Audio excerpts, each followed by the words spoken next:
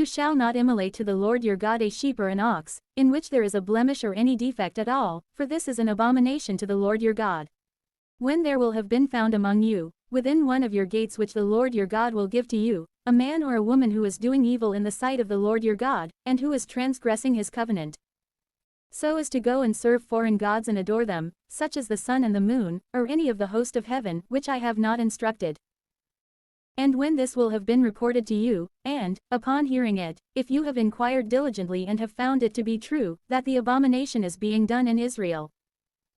you shall lead forward the man or the woman who has perpetrated this most wicked thing to the gates of your city, and they shall be stoned to death. By the mouth of 2 or 3 witnesses, he who is to be put to death shall perish.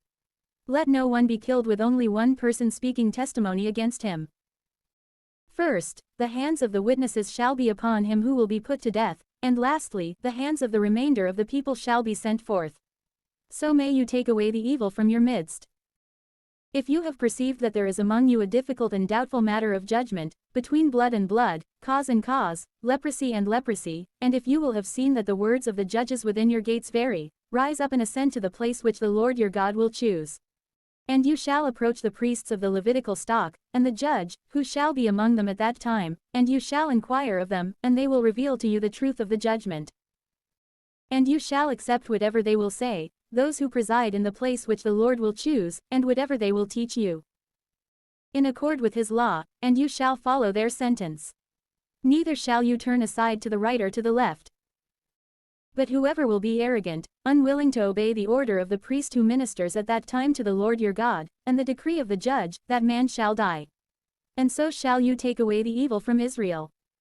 And when the people hear about this, they shall be afraid, so that no one, from that time on, will swell with pride. When you will have entered into the land which the Lord your God will give to you, and you possess it, and you live in it, and you say, I will appoint a king over me, just as all the surrounding nations have done,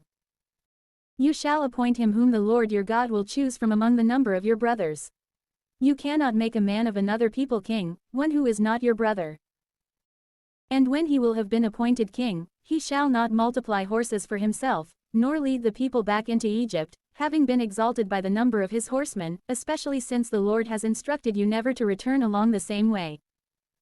He shall not have many wives, who might allure his mind, and he shall not have immense weights of silver and gold. Then, after he has been seated upon the throne of his kingdom, he shall write for himself the Deuteronomy of this law in a volume, using a copy from the priests of the Levitical tribe. And he shall have it with him, and he shall read it all the days of his life, so that he may learn to fear the Lord his God, and to keep his words and ceremonies which are instructed in the law.